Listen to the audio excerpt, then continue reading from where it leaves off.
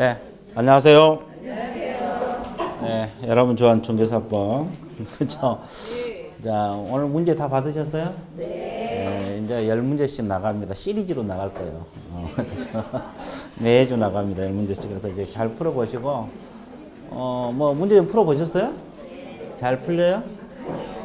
안 풀려.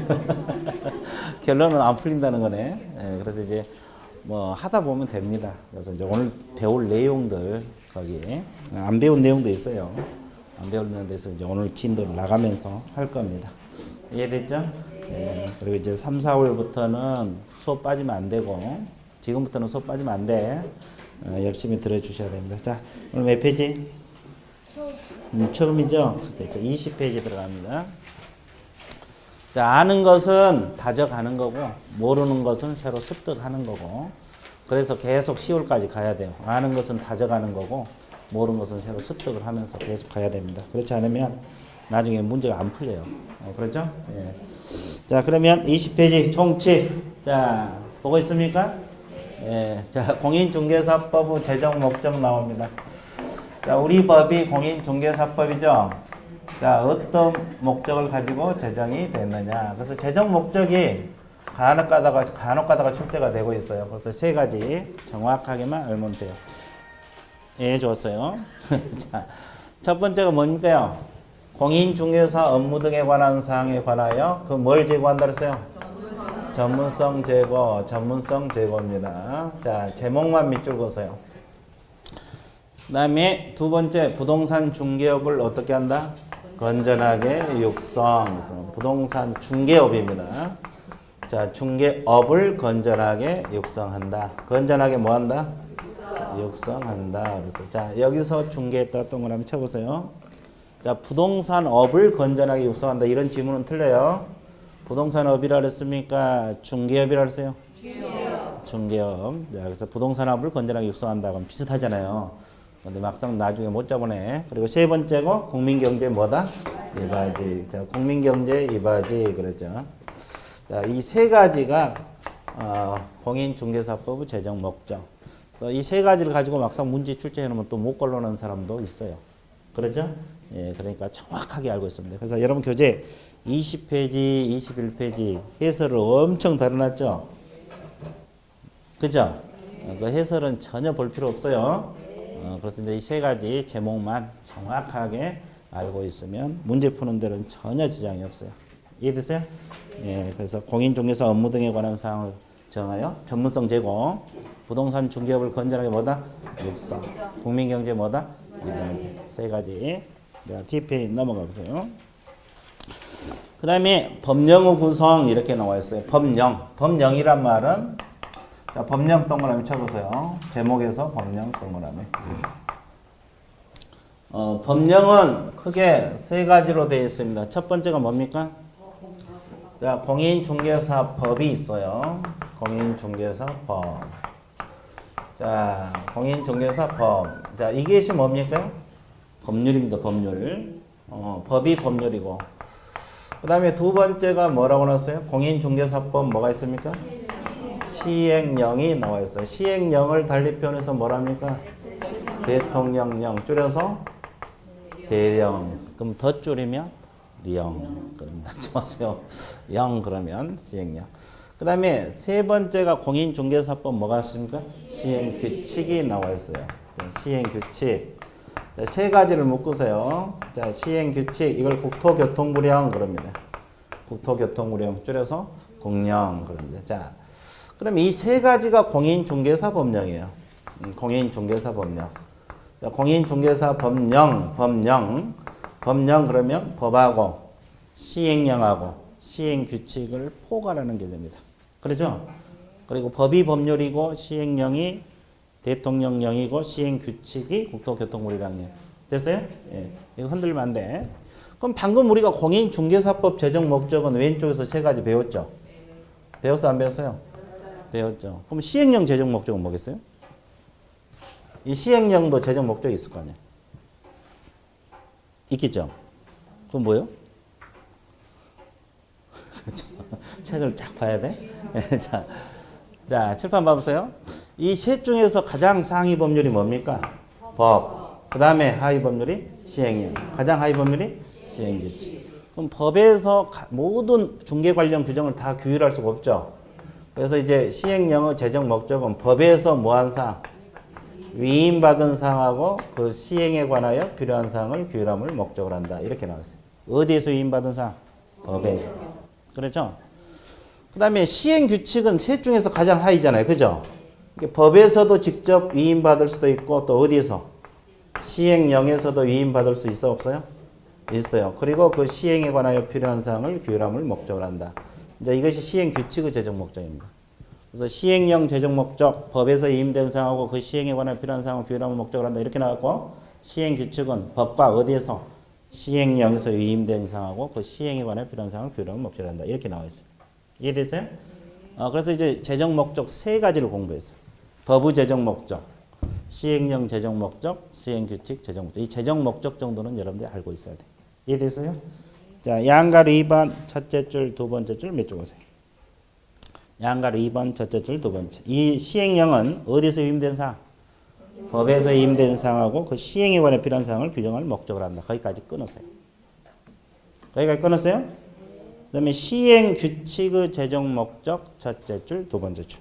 자, 법하고 어디에서? 시행령에서 위임된 사항하고 그 시행에 관하여 필요한 사항을 규정함을 목적으로 한다. 그렇게 나와 있습니까? 안 나와 있어요? 나와 있어요. 그래서 이 제정 목적 정도는 여러분들이 알고 있어야 돼요. 그렇죠? 예, 제정 목적 정도는 알고 있어야 됩니다. 그래서 법의 제정 목적, 시행령 제정 목적, 시행규칙 제정 목적 가볍게 읽어두시면 돼요. 그 외에는 안 해도 돼요. 그 다음에 우리가 이제 한 바퀴 도신 분들은 알겠지만은 일반 중개계약서, 전속 중개계약서, 확인 설명서 이런 각종 서식을 배웠죠? 그러면 이 서식은 법에가 규정되어 있어요? 시행령에 들어있어요? 시행규칙? 시행규칙에 들어있어요. 이것은 간혹가다 시험에 나와요. 각종 서식은 어디가 규정되어 있느냐? 시행규칙에 들어있다는 거. 자, 양가로 3번에서 동그라미 2번 후단에 보면 각종 서식 등 나와 있어요? 다른 건 공부 안 해도 돼. 그것은 해야 돼. 각종 서식은 전부 다 어디가 들어있다? 시행규칙. 여기서 서식이라는 건 일반 중개계약서, 전속 중개계약서, 확인 설명서 이런 서식들을 말합니다. 법정 서식을 말해. 그러니까 시행규칙에 규정되어 있다는 거 알고 있어야 돼요. 그 다음에 네 번째. 자, 넓은 의미 법령 그러면 두 가지가 더 들어가요. 첫 번째가 지방자치단체의 조례가 정한 바에 따라서 자, 지방자치단체의 뭐가 나와 있어요? 조례를 따르는 규정들이 있어요. 이 조례도 이제 넓은 의미 법령 이렇게 들어가는데 자, 우리가 주택을 중개를 해주면 주택 중개 보수를 받게 되죠? 그러면 이건 법에 따라서 받게 됩니까? 조례에 따라서? 조례. 자, 주택 중개 보수 요율입니다. 주택 중개 보수 요율 이건 조례를 따르게 됐어요. 법에서 따라서 받는 게 아니라 조례에 따라서. 그럼 이제 복습 한번 할게요. 한 바퀴 도신 분들은 공부를 했어요. 그럼 이 주택 중개 보수는 시군구 조례를 따라야 됩니까? 시도 조례를 따라야 돼요. 시도 조례? 시군구? 시도? 좋아. 예, 좋아. 시군구하고 시도하고 강력히 지금 대립되고 있어요. 오늘 처음 온 것 같은데 한번 찍어보세요. 시도. 시도라고 찍었답니다. 시도 조례입니다. 아주 좋았어요. 자, 시도 조례를 따르게 되었어요. 뭘 따른다? 시도 조례. 그러면 천안 같은 경우는 주택 중개 보수를 뭐에 따라 받아? 충청남도 조례에 따라서. 그렇죠? 그래서 천안시 조례가 따로 있는 게 아니에요. 보수 요율은 충청남도 조례에 따라서 보수를 받게 돼 있다. 그래서 이제 이런 건 다 조례를 따르게 돼 있어요. 조례. 그 다음에 또 우리가 관청에 납부해야 할 돈이 있죠. 행정수수료. 행정수수료라고 그래요. 이거 6가지를 배웠어요. 뭐 등록 신청할 때, 등록증 재교부할 때, 자격증 재교부할 때, 기타 등등. 그렇죠? 관청에 납부할 때 이게 행정수수료. 이것도 조례를 따르게 돼 있어요. 그러면 하나만 복습할게요. 어느 정도 기억하고 있는가? 그 6가지 중에서 자격증을 재교부 받으면 다 배웠던 내용들이 한 바퀴 도신 분들은 자, 시군구 조례를 따라야 됩니까? 시도 조례를 따라야 돼. 자, 좋았어요. 이 두 분은 하루 종일 시군구네. 자격증은 누구에게서 재발급받아? 시도지사에게 받죠? 그럼 무슨 조례를 따라야 돼? 시도 조례를 따르게 됐어요. 자, 아주 좋았어요. 그래서 이제 한 바퀴 돌아도 많이 잊어먹었죠? 예, 그래도 이제 많이 대답하고 있어요. 그래서 이제 자꾸 연습을 해야 돼. 금방 잊어먹거든요. 그래서 자꾸 연습을 했어요. 그래서 이런 것은 다 조례를 따른다. 이 두 가지 규정은 다 조례를 따르게 돼 있어요. 법에서 나온 게 아니에요. 법을 따른 게 아니라 조례. 그래서 이제 양가로 4번, 양가로 4번, 동그라미 2번, 동그라미 2번은 주택 중개 보수 효율 나와 있어요. 거기에 몇 줄 것이고, 그 다음에 행정 수수료. 이 두 가지 규정들은 조례를 따르게 돼 있다. 뭘 따르게 돼 있다? 조례. 조례에 따라서 하게 돼 있습니다. 그 다음에 양가로 5번. 공인중개사 매수신청, 대리인 등록 등에 관한 규칙 이렇게 나와 있죠. 공인중개사 매수신청, 대리인 등록 등에 관한 규칙이란 말이 있어요? 없어요? 이 규칙이란 말이 나와 있어요. 규칙. 매수신청, 대리인 등록 규칙이 있어요. 이게 뭐냐면요. 우리가 법인 개공은 경공매 권리분석하고 매수신청 대리 가능하죠. 겸업할 수가 있어요. 경공매 권리분석도 하고 매수신청 대리. 그때 이 규칙에 따라서 하도록 되어 있어요. 그렇죠? 그래서 이제 이게 그만 그 제목만 밑에 보세요. 그래서 넓은 의미 법령 그러면 이 5가지. 이 5가지. 자, 그러면 우리 시험 범위는 여기 다 들어갑니까? 안 들어갑니까? 다 공부해야 돼요. 그래서 여러분 교재에 다 나와 있는 내용들이고, 그리고 그 외에 판례까지, 일부 판례까지 공부를 해야만이 시험 공부가 제대로 되는 것이다. 됐죠? 네, 그래서 이제 우리가 이걸 하나씩 배워 나가야 돼. 그죠? 그래서 법령이 뭐다? 이것은 기본적으로 알고 있어야 돼. 뭐 이 자체가 시험 나온 건 아니지만 이걸 알아야만이 나중에 공부하는 데 필요가 됩니다. 됐죠? 끝. 그 다음에 23페이지 뭐가 나와 있어요? 법적 성격이 나와 있어요. 어느 법의 법적 성격을 말해요? 공인중개사법. 자, 우리가 배운 것이 지금 공인중개사법이잖아요. 그죠? 법은 어떤 성격을 가지고 있는 법이냐 이 말이에요. 자, 첫 번째. 법을 분류할 때는 일반법하고 특별법 이렇게가 분류합니다. 일반법은 누구에게나 적용되는 법이고, 특별법이라는 것은 특정 장소나, 그죠? 특정 상, 특정 사람에게만 적용되는 것이 특별법이에요. 그럼 우리 중개사법은 일반법으로 봐야 돼요? 특별법으로 봐야 돼요? 둘 다입니다. 왜 둘 다 가능해요? 그건 상대적 개념이기 때문에 그게 가능합니다. 상대적 개념이기 때문에. 그래서 이제 잘 보세요. 여기서 알아둘 것이 부동산 중개에 관해서는 일반법입니다. 뭐에 대해서는? 중개 또는 중개업에 관해서는 일반법적 성격을 가지고 있다. 이렇게 나와 있어요. 그래서 중개업에 종사하신 분들은 누구나 우리 중개사법을 적용을 받게 돼 있다는 거죠. 그렇죠? 중개업에 종사하신 분들은 지역에 관계없이 뭐 서울에서 하든 천안에서 하든 대전에서 하든, 그렇죠? 또 성별에 관계없이 누구나 중개업에 종사하신 분들은 우리 중개사법을 적용받아요. 그러니까 중개업에 관해서는 일반법. 근데 어떤 거하고 비교하면? 민법하고 비교하면 우리 중개사법은 어디예요? 상법하고 비교도 마찬가지입니다. 상법에 대한 특별법적 성격을 가지고 있다. 이렇게 규정을 하고 있습니다. 자, 보세요. 그럼 민법은 일반 개인 누구에게나 적용되는 법이죠. 그러면 이 중개사법은 중개업에 종사하신 분들에게만 적용되죠. 그럼 범위가 더 한정돼 있어, 안 돼 있어? 돼 있죠. 민법이 보면 훨씬 한정돼 있죠. 그래서 민법에 대한 특별법이야. 그래서 상법에 대해서 마찬가지고. 그러면 왜 일반법이냐 특별법을 구별을 해요? 특별법 우선 원칙 때문에 그래. 무슨 우선 원칙? 우선 원칙 때문에. 그러니까 서로 저촉된 규정이 나타나면 특별법인 중개사법이 먼저 적용된다는 소리죠. 그러면 다른 거 예를 들지 말고 우리가 한 바퀴 돌았으니까 우리가 배웠던 거 예를 들게요. 민법에서는 원칙적으로 쌍방대리 하라 그랬습니까? 하지 말라 그랬어요. 하지 말라 그랬죠. 그런데 본인이 허락이 있으면 가능하죠. 그런데 우리 중개사법에서는 본인이 허락이 있어도 쌍방대리 하면 돼? 안 돼? 안 됩니다.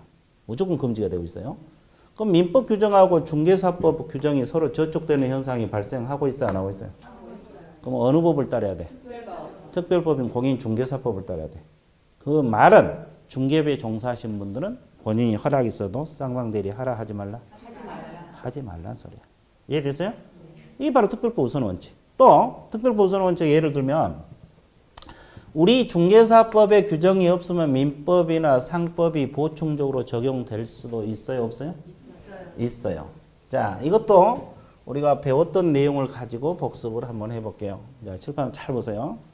정확하게 한 달 전에 배웠어요. 정확하게 한 달 전에 배웠어요.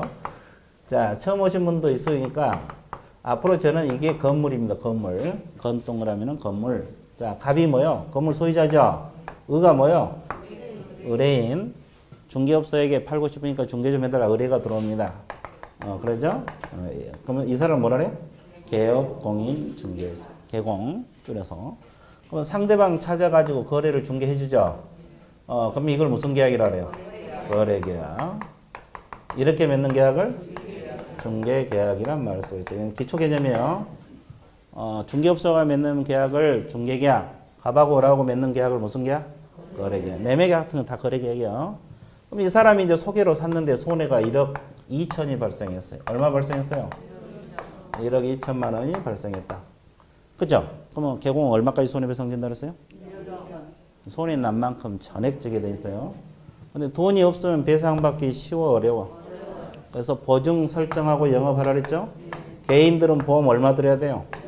1억 들어야 됩니다. 그러면 일단 을은 보험회사를 통해서 1억 청구해서 받아낼 수가 있어, 없어요? 나머지 2천만 원은 개공에게 직접 청구할 수가 있다, 없다? 있다, 이 말이죠. 그러면 을이 개공에게 청구할 수 있는 손해배상 청구권의 소멸 시효 기간이 몇 년? 자, 이걸 내가 물으려고 지금 한 거야. 자, 정확하게 한 달밖에 안 됐어요. 몇 년? 좋아. 대답하신 분이 안 나오네. 응?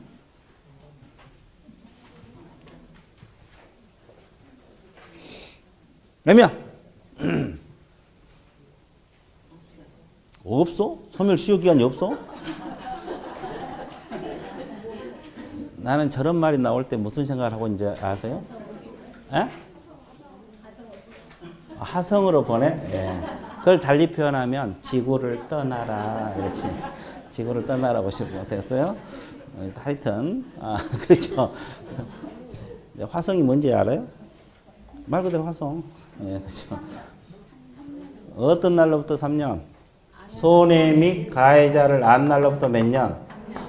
불법행위에 있는 날로부터 10년이에요. 기억납니까? 그럼 이것은 어느 법에서 나온지 아세요? 민법에서 나와요. 민법. 그럼 내가 왜 이 얘기를 하겠어요? 우리 중개사법에 규정이 없으면 이런 민법 규정도 따른다 안 따른다?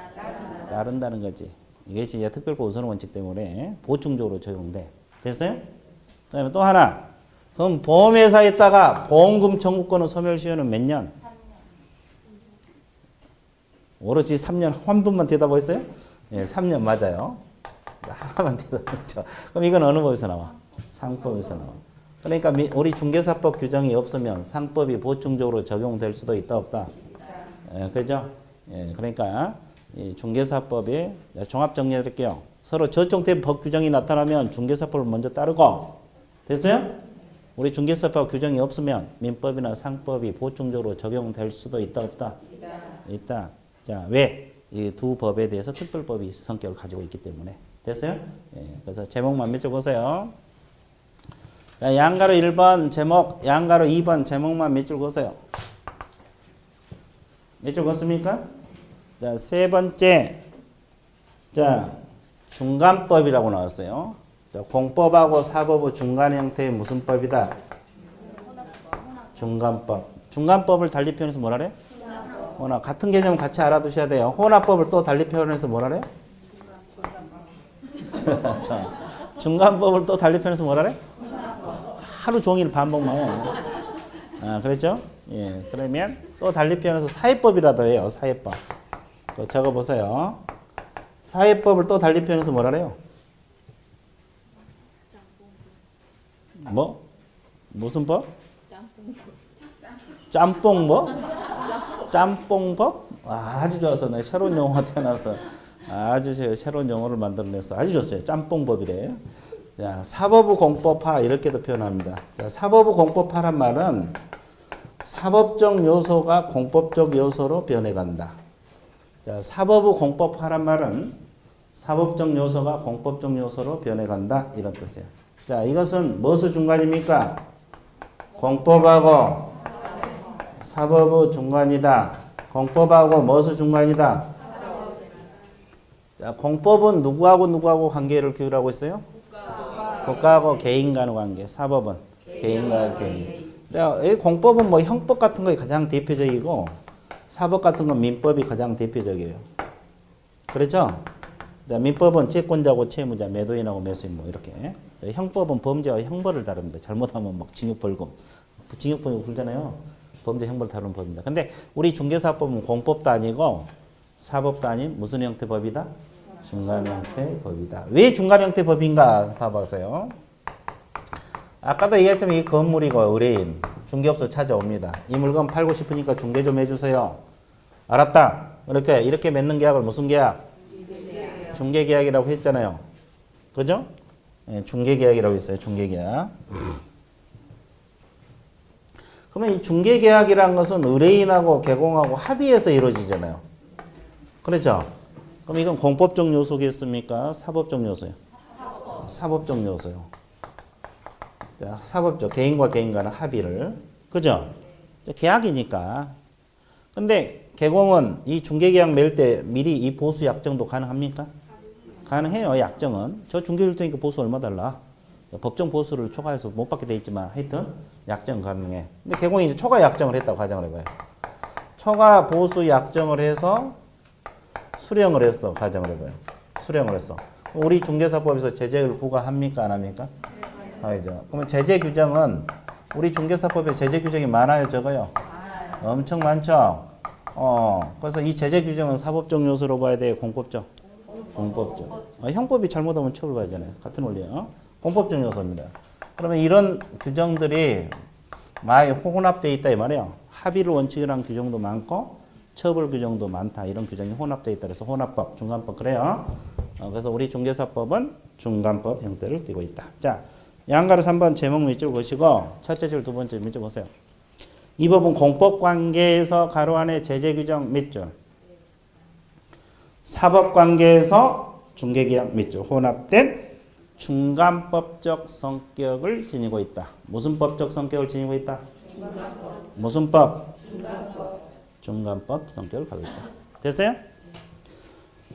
그 다음에 법을 분류할 때는 국내법하고 국제법 이렇게도 분류가 됩니다. 그럼 우리 중개사법은 어디에 들어가? 국내법. 국내법. 국내법이라는 것은 우리나라 영토 내에서만 효력이 발생한다.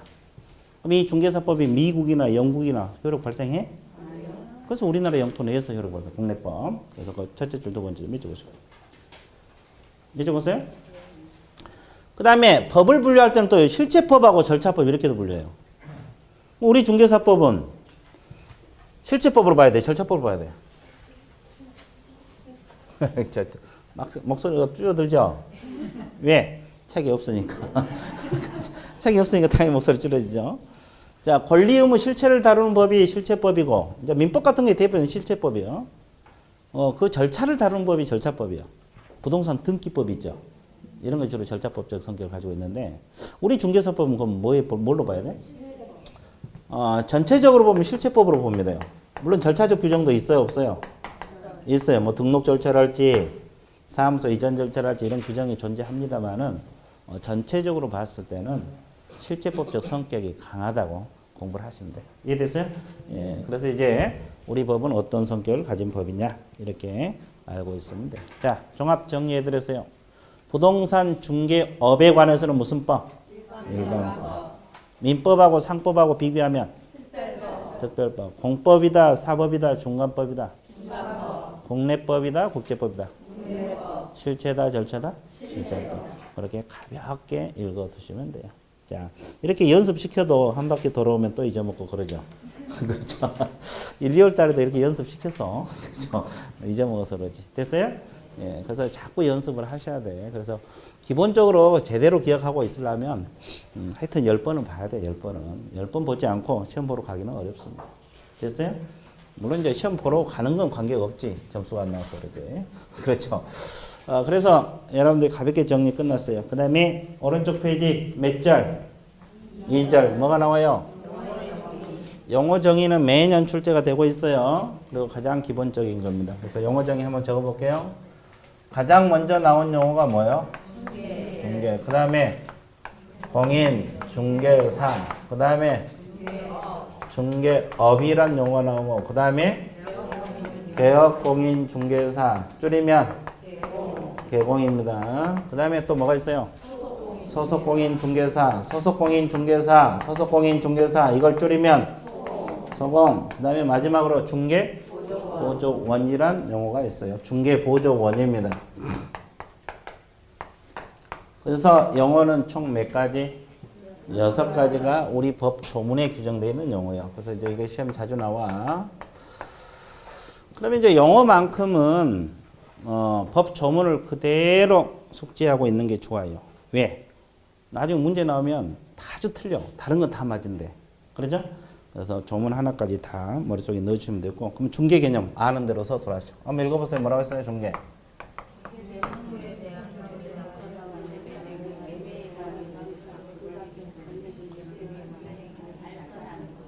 그렇죠. 다 읽으셨죠? 그럼 법 3조 규정에 의한 중개 대상물 이렇게 표현했죠? 이걸 줄이면 이제 법정이란 말이에요. 법정이라면 법의 규정에 의해서 중개할 수 있는 물건이다. 법정 중개 대상물에 대하여 이렇게 표현을 했죠. 그 다음에 또 뭐라 했어요? 거래 당사자 간의 그렇습니다. 거래 당사자 간의 뭘 중개합니까? 매매하고 또 교환하고 또 임대차 그렇습니다. 그 다음에 또 뭐 했어요? 그 밖에 권리의 무슨 행위? 득실 변경 행위를 뭐 하는 것이다? 발생하는 것이다. 이렇게 표현을 하고 있어요. 그래서 조문 그대로 숙지를 좀 해주시면 좋아요. 그러면 그대로 해석 들어갑니다. 자, 법정 중개 대상물이 뭐가 있어요? 자, 법정이란 말은 법의 규정이고 중개 대상물을 중개할 수 있는 물건들이다. 그럼 개공이 다 중개하는 건 아니죠? 그럼 중개할 수 있는 물건이 뭐가 있어요? 토지, 또 건축물, 또 그 밖에 토지 정착물, 또 임목, 또 광업재단하고 무슨 재단? 공장재단이 있어요. 자, 그러면 아까 우리가 법하고 시행령하고 시행규칙을 배웠죠. 그러면 이 법정 중개 대상물은 법에가 규정되어 있다 그랬어요? 시행령에 규정되어 있다 그랬어요? 시행규칙에 들어있다 그랬어요?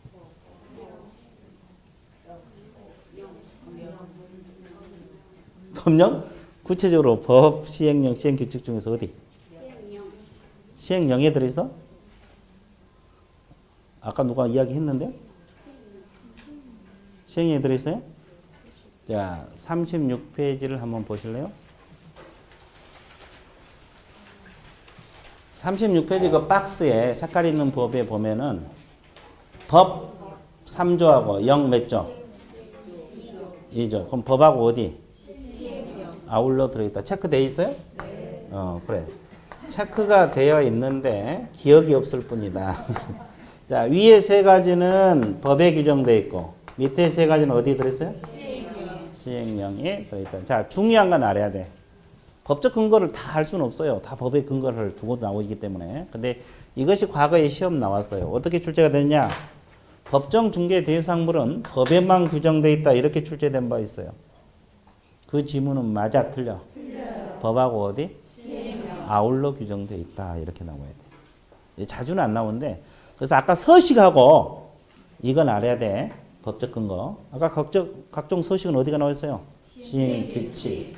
중개 대상물은 법하고 시행. 이 두 가지는 반드시 알아야 돼. 법적 근거. 다른 건 몰라더라도 두 가지는 알아야 돼. 이해됐죠? 그래서 이제 그렇게 알고 있습니다. 그러면 원위치 하세요. 25페이지로. 그러면 이걸 중개할 수가 있어요. 그러면 여기 이제 자동차 들어있습니까? 그럼 자동차는 중개할 수 없다는 소리죠? 선박은 중개할 수 있어요? 없다는 소리죠? 선박은 20톤 이상은 등기하게 돼 있는데 등기하든 안 하든 중개 못합니다. 항공기 이 속에 들어있어요? 안 됩니다. 자, 이런 건 다 중개할 수 없는 물건들이에요. 금전은? 안 됩니다. 자, 우리가 상가 임대하면 권리금이 있죠? 권리금 중개할 수 있어요?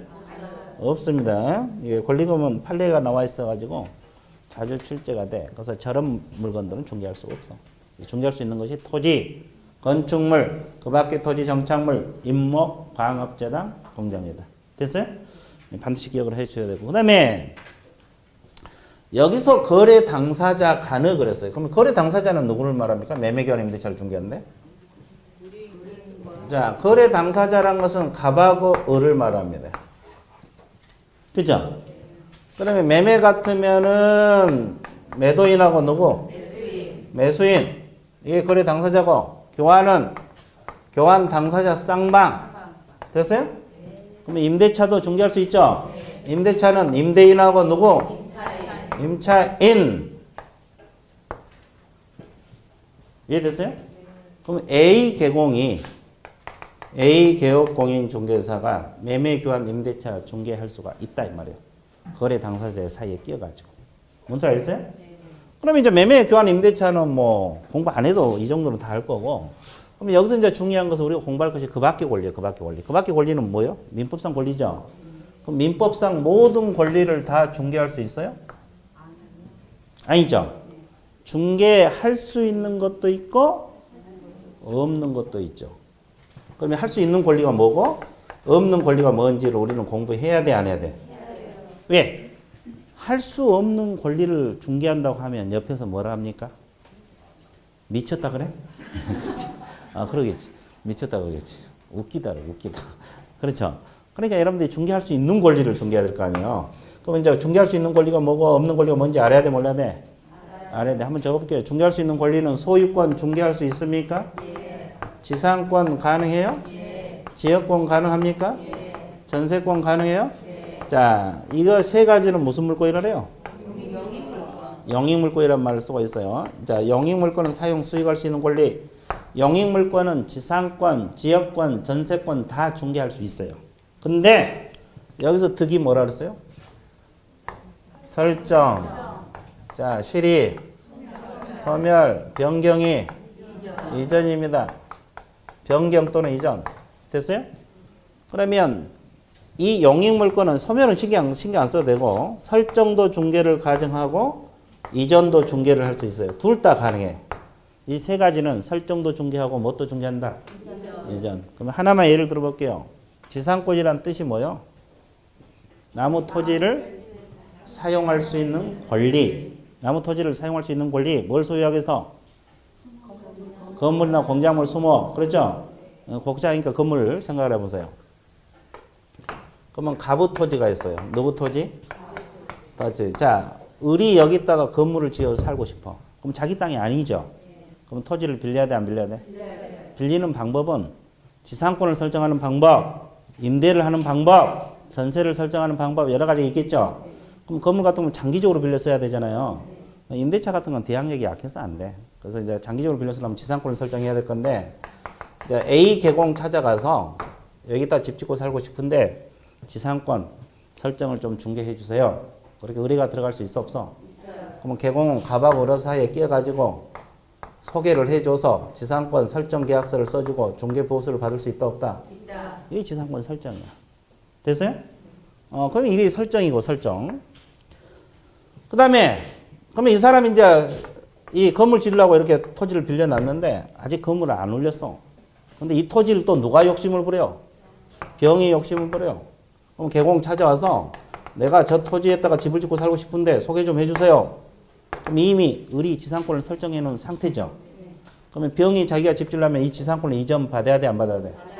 이게 지상권 이전이야, 이전. 그러면 이전은 누구하고 계약을 해야 돼요? 소유자하고 계약해야 돼요? 을하고 해야 돼. 지상권자하고 계약을 해야 돼. 됐어요? 그럼 이걸 중개해주고 중개 보수를 받을 수 있다, 없다? 있다. 그래서 지상권이든 지역권이든 전세권이든 설정뿐만 아니라 뭐까지? 이전까지 중개가 가능하다. 뭐 이런 뜻이에요. 그래서 영유물권은 셋 다 설정 이전 다 가능합니다. 여기까지 정리됐어요? 그 다음에 지울 거예요. 자, 지웁니다. 그 다음에 담보물권 중에서 저당은 되겠어요? 이 저당권은 판례가 나와 있어요. 판례가 중개할 수 있다고 규정을 하고 있어요. 가볍게 들어봐. 그럼 판례를 설명해 볼게요. 자, 저당은 왜 설정해요? 돈 빌렸으면서 하죠. 자, 보세요. 갑하고 을. 자, 이 사람이 건물 한 채 가지고 있는데 이걸 빌린 사람을 뭐라 그래요? 빌려준 사람을 채권자란 말을 썼어요. 얼마를 빌렸어요? 1억을 빌렸어요. 자, 그러면 개공이 돈 빌려주고 빌린 행위 이걸 뭐라고 표현을 해요? 금전 소비대차란 말 들어보셨어요? 네. 그 금전 소비대차를 해. 그럼 이거 금전 소비대차는 중개해 못해? 못해. 아까 금전 안 된다고 했죠? 그러면 이 사람이 돈 1억씩이나 좋았어요. 1억씩이나 빌려주면서 그냥 빌려주겠어요? 건물 저당 설정하겠어요? 건물 저당 잡겠죠? 저당 잡을 거 아니에요. 이게 판례에서 뭐라 그랬냐면 금전 소비대차는 중개를 못하는데 이것의 부수에서 돈 빌린데 부수에서 이루어진 저당권 설정은 중개를 할 수가 있다. 이게 판례예요. 됐어요? 그러니까 저당권 설정을 중개한다는 거예요. 금전 소비대차를 한다는 게 아니고 돈 빌리면서 저당권 설정하잖아요. 그때 저당권 설정은 중개를 할 수가 있다 없다? 있다. 이게 판례. 저당권은 돼. 그러면 또 담보가 뭐가 있어요? 유치권하고 뭐가 있어요? 질권이 있잖아요. 그럼 유치권하고 질권 중개할 수 있느냐 이 문제죠. 할 수 있겠어요?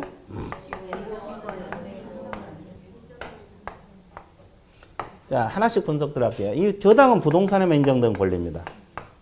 그럼 유치권은 동산, 부동산 다 인정돼요? 그럼 어디만 인정돼? 아, 부동산만 인정돼? 그렇게 배웠어요? 아니요, 동산에도 인정돼? 아, 좋아.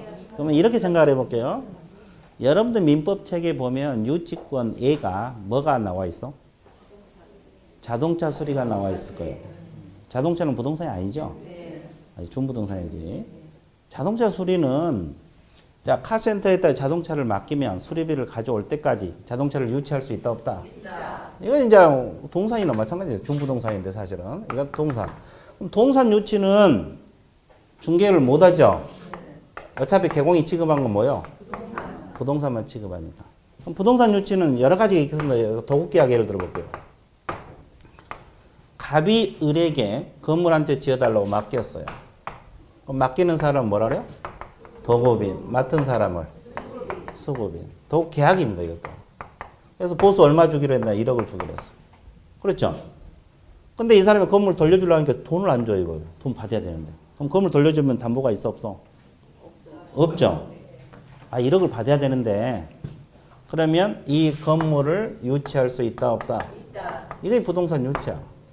그러면 아까 우리가 용익물권은 설정 이전 다 중개할 수가 있다고 했죠? 네. 그럼 이건 설정을 중개할 수 있겠습니까? 없겠어요? 없어. 그 이유는? 그 이유를 알아야 돼. 그 이유를. 이유를 알아야지 파생이 돼. 그냥 외우면 그거 하나로 탈랑 끝나. 이유를 알면 파생이 돼서 저걸 하면 10개를 알게 돼. 왜? 왜? 그 이유 잘 몰라요? 그렇지! 오랜만에 하나 맞았어. 법정담보니까. 아주 좋았어요. 이건 법정담보니까 그래. 법정담보. 법정이란 말은 뭐야? 법률을 규정해서 담보가 설정된다 이 말이죠. 그러죠? 그러면 둘이 합의해서 유치권이 인정이 돼요? 법에 의해서? 민법에 의해서. 유치권이란 말 한마디도 안 꺼내도 당연히 이걸 잡을 권리가 생기는 거예요. 그럼 법정이니까 개공이 갑하고 을 사이에 끼어가지고 유치권을 소개해 줄 수가 없잖아요. 합의를 해야지 소개를 하지. 법에 의해서 당연히 권리가 생겨버리니까 개공이 끼어들 여지가 없어. 그래서 법정이란 말이 들어가면 설정은 무조건 된다 안 된다? 안 된다. 자, 봐봐. 지상권은 계약이죠? 아, 기상권 설정 계약이잖아요. 그럼 설정 이전 다 된다 그랬죠? 그럼 법정지상권이라고 했어요. 법정지상권이라는 것은 법에 의해서 지상권이 설정된 것으로 본다. 그러죠? 그럼 이것도 설정은 중개할 수 있겠습니까? 그 이유는 법정이니. 원리가 그거야. 그럼 결론은 법정이란 말이 들어가면 설정은 무조건 중개할 수 있다 없다? 없다. 근데 이전은 다 가능해요. 법정이란 말이 들어가도. 유치권도 이전은 중개할 수 있어. 판례에서 인정을 하고 있어요. 이해됐어요?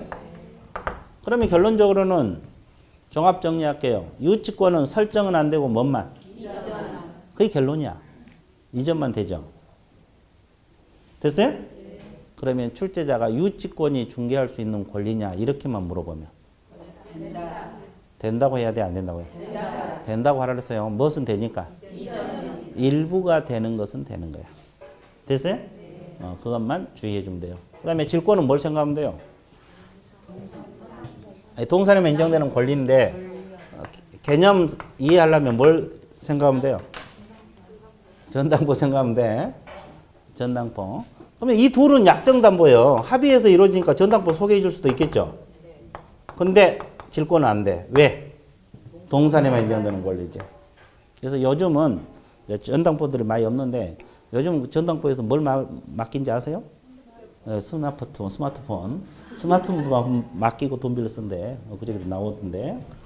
스마트폰도 비싸니까. 그렇죠? 그래서 한 뭐 70만 원짜리 맡겨놓고 50만 원 빌려 쓰고 이런 거지. 됐어요? 갑자기 빌리고 싶어? 아이, 좋았어요. 자, 그 말입니다. 그래서 이건 동사에만 인정되기 때문에 개공이 중개할 수 없는 권리다. 됐어요? 그래서 이제 이런 물건들이 중개할 수 있는 권리고 없는 권리 봤어요. 그리고 이제 채권 중에서 임차권은 됩니다. 설정 이전 다 되고 환매권은 이전만 됩니다. 됐어요? 그런 것들은 책 보면서 체크하면서 해드릴게요. 이해됐어요? 자, 그러면 일단 어디다 미줄거냐? 자, 25페이지 맨 밑에부터 미줄게요. 양가로 1번부터. 자, 법 3조 규정에 한 중개 대상물이 있어요? 밑에서 두 번째 줄 토지, 건축물, 그 밖의 토지 정착물, 임목, 광업재단, 공장이다. 마지막 줄 미적으세요. 이것만 중개할 수 있고 이 노란 분필로 쓴 건 중개할 수가 있다 없다? 없다. 그 책에는 없어요. 그러니까 뭐 적어 놓으실 분은 적어 놓고 자, DP에 넘기세요. 그 다음에 양가로 2번에 보면 뭐가 나와 있어요? 거래 당사자가 누구냐? 그러니까 두 번째 줄, 세 번째 줄, 네 번째 밑줄 서 매매는 매도인하고 누구? 매수인. 교환은 교환 당사자 쌍방. 임대차는 임대인하고 임차인. 지상권은 설정자고 지상권자. 이분들을 거래 당사자란 표현을 쓰고 있어요. 됐어요? 자, 그 다음에 양가로 3번 그 밖의 권리 밑줄 그어야 되는데 동그라미 2번 세 번째 줄 밑줄 그으세요. 그 밖의 권리에서 세 번째 줄 중개할 수 있는 권리는 소유권. 자, 이거는 중개할 수 있는 권리들이에요. 영위물권은 지상지역 전세권 되죠.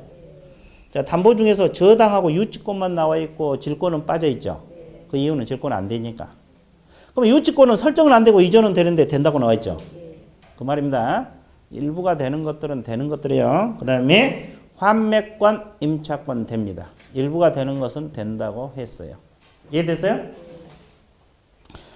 그 다음에 저기 그 동그라미 4번을 보시게 되면 환매권 나와 있어요? 환매권이 뭐예요? 환매. 물건을 다시 사올 수 있는 권리. 자, 환매권 한번 설명해 드릴게요. 지워버려도 되겠죠? 여기다 설명해야 됩니까? 자, 환매권이라는 것은 이 건물을 팔았어. 누구에게 팔았어요? 우리에게. 왜 팔았어요? 돈이 없어서. 근데 이게 원래 조상 대대로 내려온 물건이라 팔기 싫어. 돈이 없어서 어쩔 수 없이 팔았어. 그럼 다시 되찾고 싶겠죠? 그래서 이제 매매할 때 환매 특약을 해요. 내가 다 나중에 매매 대금하고 비용을 갚을 테니까 나에게 다시 팔아라. 이렇게 특약을 걸어놓고, 특약만 걸어놓으면 못해. 등기 안 해놓으면 팔아보면 이 사람 소유니까 이제 다른 사람이 팔아보면 찾기 어렵죠. 그래서 환매권 등기를 해놔요. 등기를 해놓는다고. 그러면 등기된 환매권은 제3자에게 이전을 할 수가 있는 거예요. 등기 이전하면 되니까. 이해되세요? 그러면 병을 모른다 그러면 갑이 A 계공에게 의뢰를 해. 환매권 인수받을 사람 좀 소개해 주세요. 그러면 병 소개해 줘가지고 환매권 이전을 중개해 줄 수가 있다 없다? 있다는 거지. 그래서 등기된 환매권은 이전성이 있어. 등기 이전하면 되니까. 이전성이 있고 이것을 중개할 수가 있다 없다? 있다. 근데 이 사람이 되찾아오는 환매권 행사랄지 이런 것은 중개할 수가 없습니다. 그래서 이제 환매권도 이전만 되는 건데, 자, 동그라미 4번 두 번째 줄 후다. 등기된 환매권 동그라미. 이전성 동그라미. 자, 등기된 환매권은 이전성이 있기 때문에 중개 대상이 된다, 안 된다? 된다. 동그라미 쳤어요? 등기된 환매권, 행사는 안 되고 이전만 된다. 자, 그 다음에 동그라미 5번 점유권 동그라미. 점유권은 취득도 끼어들 수가 없고 점유권을 상실하면 점유권은 소멸돼 버리죠. 그러니까 이건 중개가 불가능해. 그래서 점유권은 안 되는 권리, 중개할 수 없는 권리, 됐어요? 그 다음에 6번에 보면 영업권하고 어업권이라는 단어가 나옵니다. 동그라미 쳤어요. 영업권하고 어업권은 물건에 대한 권리가 아니다. 그러니까 된다, 안 된다? 안 된다는 거예요. 자, 영업권, 어업권, 동그라미 쳤어요? 그 다음에 마지막 제출 후단에 보면 상속이란 말이 나와요. 상속은 법의 규정에 의해서 물건이 상속이 돼버리죠. 물권 변동이 일어나잖아요. 개공이 끼어들 수가 없어. 이게 당연히 안 돼. 상속 동그라미. 상속 안 됩니다. 그 다음에 오른쪽 페이지 첫째 줄 법정지상권. 법정이란 말이 들어갔어, 안 들어갔어? 그러면 뒤에 설정에다 매치하세요. 그 법정지상권 법률기구 설정에 다 걸려요. 아까 이전은 된다고 했잖아요. 그러니까 설정이 안 된다 이 말이에요. 법정지상권 설정, 법률기지권 설정. 이건 다 안 된다 이 말이에요. 됐어요? 그래서 지금까지 배운 내용이 그 밑에 도표에가 또 노트 정리가 돼 있어, 안 돼 있어? 돼 있어. 그건 참고하시고. 그 다음에 이제 마지막으로 중개에서 뭐 하는 것이다? 알선하는 것이 중개다. 그럼 알선이 뭐예요? 그 첫째 줄 두 번째 읽어보세요. 뭐라고 나왔어요?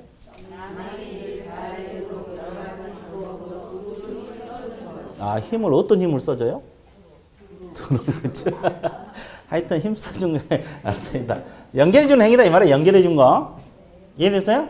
그럼 이제 오늘은 이걸 공부를 할게요. 아주 중요한 건데 A 개공이 이렇게 연결해 주는 거에 알선이 알선 또는 중개 뭐 이렇게 혼용해서 쓰고 있어요. 그래서 이제 이건데 오늘은 이제 이 중개행위 법적 성질에 대해서 좀 공부를 해야 돼요. 중개행위 법적 양갈 2번 나와 있어요? 중개행위 법적 성질 나와 있어요? 네. 거기다 별표 치시고 이제 법적 성질이 중요해요. 자 보세요. 그러면 이 중개행위라는 것은 우리가 이제 민법에서 법률행위, 사실행위 배우죠. 네. 법률행위 개념 아는 대로 서술하셔. 계약이 물론 법률행위 종류 중에 하나지. 그래, 개념은 의사표시를 요소로 한 거죠. 의사표시를 필수 불가피로 하는 법률 요건이다 이렇게 정의되거든요. 그러면 의사표시를 요소로 하는 가장 대표적인 계약이잖아요.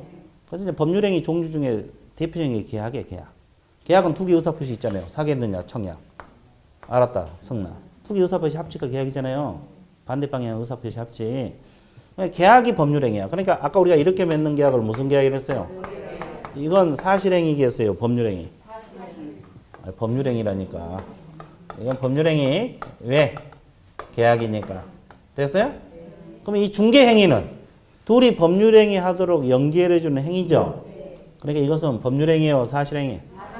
사실행위입니다. 그래서 우리는 중개행위 지금 공부하고 있어요. 중개행위란 것은 법률행위가 아니라 무슨 행위? 거래 계약은? 그 이유는 계약이니까. 그러면 제대로 이해했는가 다시 확인 들어갈게요. 당첨되셨어요. 자, 엘리베이터 만난 기념으로. 자, 좋았어요. 자, 이 사람이 중개해 주세요. 의뢰가 들어왔어요. 알았다. 승낙 떨어지죠? 그러면 이렇게 맺는 계약을 무슨 계약? 중개 계약이란 말을 쓰고 있어요. 그러면 여기서 중개 계약은 법률행위로 봐야 됩니까? 사실행위로 봐야 돼요? 예? 법률행위? 누가 사실행위를 했어요? 예, 좋았어요. 법률행위잖아요. 뭐니까? 이것도 계약. 이것도 다 법률행위야. 중개자만 들어가면 무조건 사실행위 그러면 안 돼. 그러니까 애우면 안 된다고. 이해를 해야지. 법률행위. 그럼 중개행위는 계약이 아니에요. 연결해준 행위죠. 그래서 사실행위야. 의사표시 요소로 한 게 아니고. 됐어요? 그 다음에 또 하나. 무슨 하나? 그러면 개공이 하는 중개행위는 이 사람이 시키는 대로 하는 걸 사자라 그래. 사자. 한자로 쓰면 이렇게. 심부름꾼 이런 뜻이에요. 됐어요? 그러면 개공이 하는 행위는 사자로서 행위입니까? 그러면 이 사람 대리인은 대리 행위입니까? 아니에요. 그럼 무슨 행위요? 독자적 행위입니다. 자기 전문 지식을 가지고 하는 것이 중개 행위다. 시키는 대로 하고 사고 터져봐. 개공 다 책임져야 돼. 나 시키는 대로 했는데 그건 말 안 믿기죠. 됐어요? 됐어요? 그 다음에 하나, 또 하나. 둘이 법률행위 하도록 사전에 도와주고 있죠. 그래서 사전적, 보조적 이렇게 준비행위다. 이렇게 이런 것을 알고 있으면 됐습니다. 이거 몇 줄 안 되지만 중요해요. 자, 그래서 거기 보면은 첫째 줄로단 사실행위 번호 매기세요. 1번. 사실행위 1번. 번호 매겠어요? 그 다음에 그 사자 대리 아닌 세 번째 줄 독자적 자기 업무란 말이 있어 없어요? 이게 몇 번? 2번. 그 다음에 3번 그랬고 사전적 보조적 준비행위 이렇게 적어놓으면 좋아요 안 좋아요? 자, 그러면 중개란 것은 이제 개략적인 개념은 끝났어요. 법정 중개 대상물을 알선하는 것이 뭐다? 중개다. 법정 중개 대상물을 알선하는 것이 뭐다?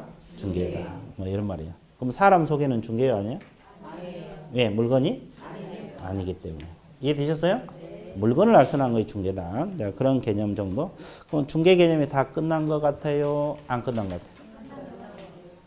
안 끝났어. 뒤에 보면은 그 도표 있어요 없어요? 대표 중개와 구별 개념 또는 오른쪽에 중개 유형 있죠? 그것까지 해야지 중개 개념이 제대로 끝납니다. 그래서 그것은 좀 이따가 쉬었다가 하기로 할게요. 이해됐어요? 네, 쉬었다 들어갑니다. 휴식 같습니다.